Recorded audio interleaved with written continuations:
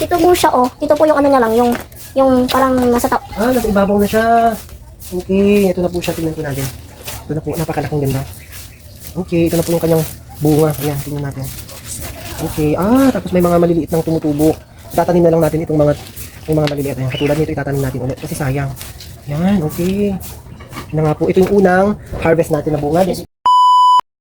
Blessed day, everyone! Ayan, Samahan niyo po kami mag-harvest! ng aming tanim na gabi. Ayan, today's vlog. Isang masaya mapagpalang araw po sa ating lahat. Kung saan, samahan niyo po kami. Tayo po ay mag-harvest na yung almost 1 year and 3 months natin tinanim.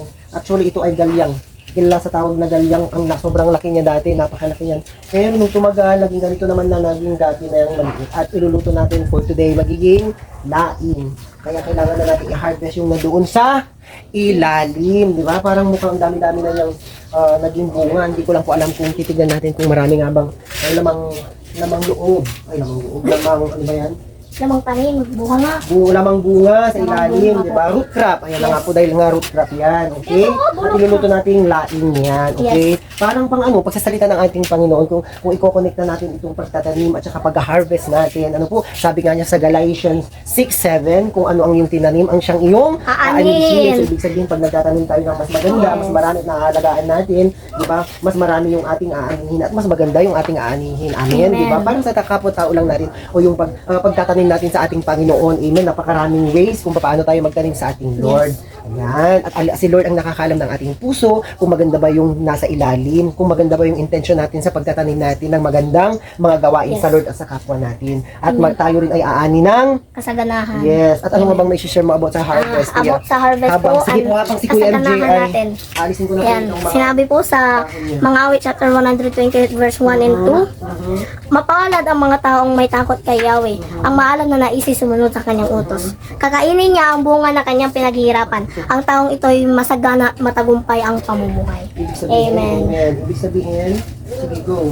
Ibig sabihin po, na kapag tayo ay nagtanim, tayo din po ay aani ng kasaganahan Higit lalo pag nagtanim tayo sa ating Diyos. Amen. Ayan. Kaya samahan niyo po kami. Pati ako na din. Nakikita na ba tayo? Ayan. Doon ka na sa likod, yan ka na. Ito ba? Oo, alisin lang muna yan. Ito yung kaya, ito po yung pinaka dati. Isa lang ang tinanim natin tapos tumali na siya. Ito naman, hindi na kaya ata ito. Ang laki. Ay, bunga na.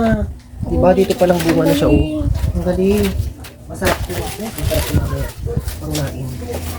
I-harvest natin kasi dahil yung pagtutol mo naman, mali. Tama. Ito palang, lumabas na po pala yung kanya. Grabe. Pakita natin. Yung laman.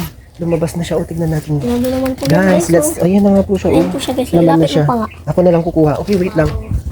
Ako na lang kukuha. Tignan natin kung kakayanin ko. Grabe po.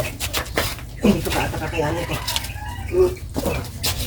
Ito po siya, oh. Ito po yung ano niya lang, yung parang nasa top. Nasa ibabaw na siya. Okay, ito na po siya. Tingnan po natin. Ito na po. Napakalaking ganda. Okay, ito na po yung kanyang bunga. Ayan, tingnan natin. Okay, tapos may mga maliliit ng tumutubo. Tatanim na lang natin itong mga maliliit. Ayan, katulad nito itatanim natin ulit kasi sayang. Yan, okay. Na nga po, ito yung unang harvest natin na bunga. Tignan natin yung iba pa. Lagay mo to dito sa gilid at itatanim natin. Okay nga, madami na. Oo, marami na yung bunga. Wow. Try ko nga din magbunot. Wow, ang ganda. Uy! Ito po siya, Maganda, guys. Dun, galing. Maganda nga. Maganda nga. Ayan, grabe, yun lang tayo. Ang ganda sa wanin, ma. Oh my God. Teka, nabisan mo. Masama mo kami. Try mo. Harvestan natin kita. Para masama. Itong bali-bali lang talaga i-harvest. Ang ganda pala dumami. O, ito. Kilain mo kami sa... O, ito say hi doon. Diba, ang ganda, oh. Wow, ang ganda, oh. Ala, Makati yan! Maghugas ka doon! Maghugas ka! Makati to, Makati. Kaya nga ako ang ganda, oh. Ganito pala to. Ang ganda. Maganda. Pwedeng pang ganda natin. Wala kang garlic, ma. 1 year end. Yung iba nabubulok na dapat talaga ganda. Pero may tinanim po kami dito yung luya doon, di ba, asawa? May luya na wala. Hindi ko lang alam kung Ako din. Hindi ko lang po alam kung natin. Ako din. Luya, gabi. Gabi siya. Atin ay maliliit. Pero yung iba nabubulok na siya. I-harvest natin. Ay, ganda nga. Imang tama, naputol. Diyan. Naputol. Tignan mo yung pwedeng itanim, sabi ko. Wala na po. Ayan, urot crap, di ba? Galing. Sa ilalim. Ang dami. Hindi mo yung ano, anak. Pala. Tara, tara, tara. Hindi na pala yung barang. Ano? Tara. ng tao, pagila nga po. Alis ka dyan. Ayun. Alis ka rin dyan. Worms. Ako na kuya, yung meron nga, oh. Akin na, akin na. Ano natin yan, di ba? Sabi mo. Oh, tanin natin yan, Oh, guys. meron pa sa ilalim. Yung mga maliliit, guys. Samahan niyo po kami. Huwag na kasi makatipo. Samahan niyo po kami. Si Jens, tapos uutang na ano mo dito. Gayaman, dikin. Mangkatip ka talaga, ano? Huwag na sabi ko. Mama, Ano iba ito pa. mga maliliit, sobra eh. Mamaya na ilagay mo lang din, kuya. Samahan niyo natin. Samahan niyo. Tinitingnan ko nga yung luya na tinanim ni Mama ko. Ayan na nga, everyone. Ito na nga po yung ating na-harvest Yan, guys. lahat. Nakikita ba dito? Ayan, yung isang tinanim natin noon na ganito lang siya. Ganito lang siya kaliit. Ayan, sa awa ng Diyos, ganito na siya kalaki. Yung ating tinanim. Tapos, nagkaroon na siya ng bunga na nasa around 14 na piraso. Ayan, pwede na nating ito pang benta. Ayan. At saka pwede natin gamitin. Ay, ito pala, iluluto natin ito sa ano. O, ito nating laing. Ito po yan, laing. Tapos, Ang laki. meron po tayong mga dahon, isasama na rin natin ito. Ito yung gagawin nating laing. Tapos yung ilan is i-display natin doon, pangbenta doon sa store, i-display natin. Tapos yung iba gagamitin natin sa sinigang na gabi, di ba? Grabe, sarap nito, pang sinigang gabi. Naku po, sarap. Ayan. Kaya napakaganda talaga pag tayo nagtatanim. Amen. Dahil salamat kay Lord. Ang taong nagtatanim, ang siyang, ano man ang ating tinanim, ang siyang ating aanihin. Tandaan po natin, kaya tayo ang sarap palang magtanim. Dahil pag nagtanim ka, ikaw ay siguradong Aani. Kung hindi ka naman nagtatanim, hindi ka rin aani. Di ba ang ganda, oh? Ganda. Pwedeng pang benta. Ayan, oh. Ang ganda.